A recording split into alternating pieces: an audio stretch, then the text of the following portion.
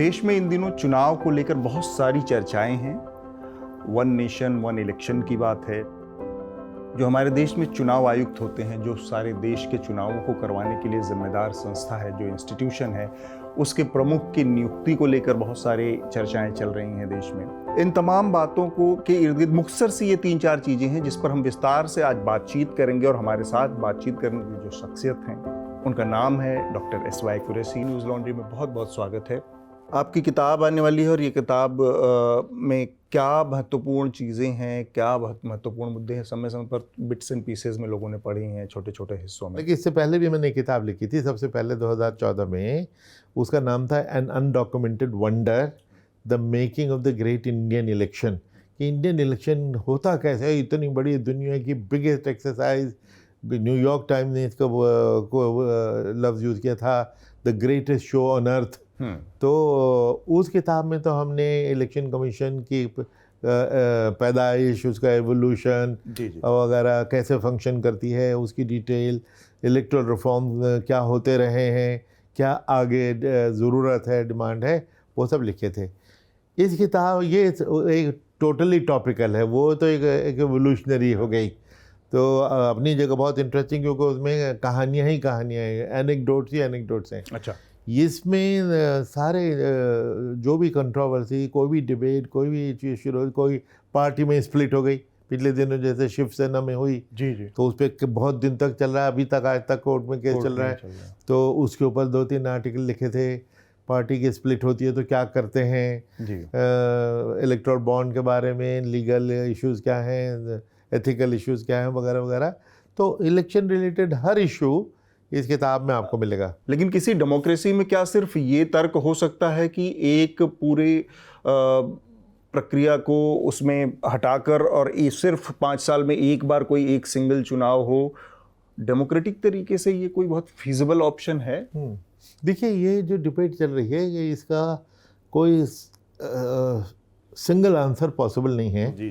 कि ये इसको कहें कि बहुत अच्छा आइडिया है या ये कि बहुत बुरा आइडिया है। इसमें कुछ फ़ायदे हैं, कुछ प्रॉब्लम्स हैं, कुछ नुकसान हैं। और तो इसलिए इसका जो ग्रे एरिया है वो काफ़ी है। 4 रीज़न दिए गए थे। उन चारों का एनालिसिस करेंगे अगर आप गहराई में जाना चाहते हैं। सबसे पहले तो कि जी कॉस्ट बड़ी होती है, और कॉस्ट के भी 2 एलिमेंट्स हैं। कि कॉस्ट जो इलेक्शन मैनेजमेंट की गवर्नमेंट करती है, इलेक्शन कमीशन करता है, और पॉलिटिकल पार्टीज़ और कैंपेन करने वाले कैंडिडेट्स करते हैं, वो दोनों मिला कि कॉस्ट की बात है। तो दूसरा है कि काम ठप हो जाते हैं, सारे मॉडल कोड की वजह से काम रुक जाते हैं। और तीसरा है कि पॉलिटिकल पार्टी और वर्कर्स, उनको टाइम नहीं मिलता, तो हमेशा चुनाव में वो हमेशा चुनाव में बिजी रहते हैं। और लेकिन जो चीज़ें इन्होंने नहीं कही, तीनों ये इम्पॉर्टेंट बातें, जो उससे भी ज़्यादा इम्पॉर्टेंट बात है जो साइमल्टेनियस इलेक्शन के फेवर में जाती है, कि इलेक्शन के जैसे ही आने वाला होता है तो casteism, communalism and electoral corruption बढ़ जाती है। ये सबसे इम्पॉर्टेंट चीज़ है। सबसे ज़्यादा जहर उन दिनों फैलता है कि ये पोलराइजेशन की पॉलिटिक्स शुरू होती है। जी। तो अगर हम इलेक्शन मोड में ही रहेंगे तो हम हमेशा कम्युनल कास्ट पॉलिटिक्स और पोलराइजेशन में ही रहेंगे। तो वो चौथा रीज़न है। एक तरफ वो अनाप शनाप पैसा, जो कि 60,000 करोड़ रुपए का एक अनुमानित एस्टिमेट है, वो पैसा उसमें पंप कर रहे हैं। दूसरी तरफ वो लॉजिक ये दे रहे हैं कि पैसा खर्च हो रहा है, ये खर्च हो रहा है, वो कर रहा है एक। अब ये दोनों चीज़ें कैसे हो सकती हैं कि आप एक कंस्टिट्यूएंसी में पार्टी का एक आड़ लेकर, एक शैडो लेकर अनाप शनाप पैसा वहीं उसी कंस्टिट्यूएंसी में खर्च करते हैं, और फिर जनता के बाद दूसरा एक विचार लेके आते हैं कि वन नेशन वन इलेक्शन होगा तो हम पैसा बचा लेंगे। आपने ये बहुत अच्छा टॉपिक छेड़ा, और ये मैं खुद भी इस पर आता, लेकिन आपने उसको फ्लैग कर दिया कि ये जो 60,000 करोड़ है, ये पॉलिटिकल पार्टीज़ और कैंडिडेट वगैरह खर्चा मिला के है। एक तो मैं ये बताना चाहूँगा कि इलेक्शन कमीशन की तरफ से कोई लिमिट नहीं होती। जी। लिमिट है लॉ में फिक्स है, कि लॉ ये कहता है कि इलेक्शन में कैंडिडेट के ऊपर एक्सपेंडिचर की लिमिट होनी चाहिए। और उसकी लॉजिक ये है कि ताकि ये ना हो कि सिर्फ अमीर लोगों का खेल होकर रह जाए और आम जिसके पास उतना रिसोर्स नहीं है वो भी इलेक्शन लड़ सके। लेकिन ये limit from time to time बढ़ाई जाती रहती है, रैशनल की जाती है। आखिरी जो हुआ था कि जैसे लोकसभा इलेक्शन में तकरीबन 80 लाख है शायद, 80 लाख 80 लाख है। अच्छा, 80 लाख के ऊपर 1 रुपया भी आप खर्च करेंगे तो आपका इलेक्शन रिजेक्ट हो जाएगा। तो दूसरी तरफ जो एक बड़ा कंट्रडिक्टरी काम है, जो लॉजिक है कि भाई लिमिट होनी चाहिए, लेकिन पॉलिटिकल पार्टी आपके ऊपर 8 करोड़ 18 करोड़ 80 करोड़ खर्च कर सकती है। तो भाई लेवल प्लेइंग फील्ड तो डिस्टर्ब हो गई, लिमिट की जो लॉजिक थी वो डिफाई हो गई, तो लिमिट लगा दीजिए। एक तो ये रिफॉर्म के नाम पर जो ये लाया गया इलेक्टोरल बॉन्ड, इसकी क्या स्थिति है और क्या इसने उस लेवल प्लेइंग फील्ड को पूरी तरह से ख़त्म कर दिया है? ये किसी एक पार्टी के फेवर में काम कर रहा है, इसलिए वहाँ पर ये पार्टियों वाला लिमिट नहीं फिक्स करने की मंशा दिखती। सरकार ने यह दलील दी कि जी डोनर सीक्रेसी चाहता है। ये मैं इसको मानने को तैयार नहीं, क्योंकि डोनर तो 70 साल से डोनेट कर रहा था और हर बड़ा डोनर सभी पार्टी को डोनेट करता था। कोई भी पार्टी पावर में आ जाए उसको कोई फर्क नहीं पड़ता, उसने तो सबको डोनेट कर रखा है। तो वो वो डरता है, क्यों डरेगा? वो तो 70 साल से तो दे ही रहा था। 70 साल में तो मैं कहता हूँ रूलिंग पार्टी बताए कि आपने जिसने डोनेट आपको नहीं किया था, क्या आपने उसको हैरास किया? नहीं किया होगा। क्या किसी दूसरी पार्टी आपके नॉलेज में है कि उसने हैरास किया अगर पावर में थी और अपोजिशन को चंदा दिया तो हैरासमेंट हुई? ये सब कहने की बात थी। अगर ये किसी डोनर ने कहा भी तो क्यों कहना चाहोगा कि एक अंग्रेजी का एक लफ्ज़ जो है क्विड प्रो को, बदले में क्या मिला, लेना और देना देना कि जी अगर किसी ने 5 करोड़ दिए 10 करोड़ दिए तो मुफ्त में तो आदमी कोई कुछ नहीं देता, उसके बदले उसको फ़ायदा चाहिए। फ़ायदा क्या हो सकता है? उसको वही कॉन्ट्रैक्ट मिलेंगे, कोई उसको पॉलिसी ऐसी होगी जो उसको फ़ायदा पहुँचाएगी, उसको कोई लाइसेंस मिलेगा और उसको बड़े बड़े बैंक के लोन मिलेंगे जो लेके वो भाग जाएगा। इसकी क्या वजह रही? क्या पॉलिटिकल प्रेशर में इलेक्शन कमीशन बहुत ज़्यादा इस समय है, इसकी वजह से ये हो रहा है? देखिए, इलेक्शन कमीशन में चूँकि मैं खुद रहा हूँ तो मैं इस पे कमेंट नहीं करना चाहूँगा जी। ऐसा नहीं है कि मेरे इस पे विचार नहीं है, हाँ।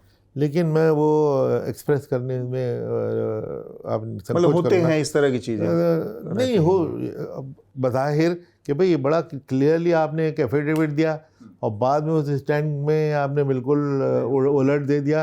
राज्यसभा में नए जो चुनाव आयुक्त और मुख्य चुनाव आयुक्त के चुनने की प्रक्रिया है, उस पर से संबंधित बिल पेश किया गया और उसको लेकर बहुत सारी कंट्रोवर्सीज़ खड़ी हो गई हैं। अब तो एक तो ये कन्फ्यूज़न है, लोगों को लग रहा है कि सरकार ने जो नया बिल बनाया है उसमें से सीजीआई को जानबूझकर निकाल दिया है। निकाल तो दिया है लेकिन वो परमानेंट सिस्टम नहीं था। जब ये सुप्रीम कोर्ट के उस डिसीजन में ही ये था कि जब लोकसभा कोई कानून बना देगी तो ये नल एंड वाइड हो जाएगा।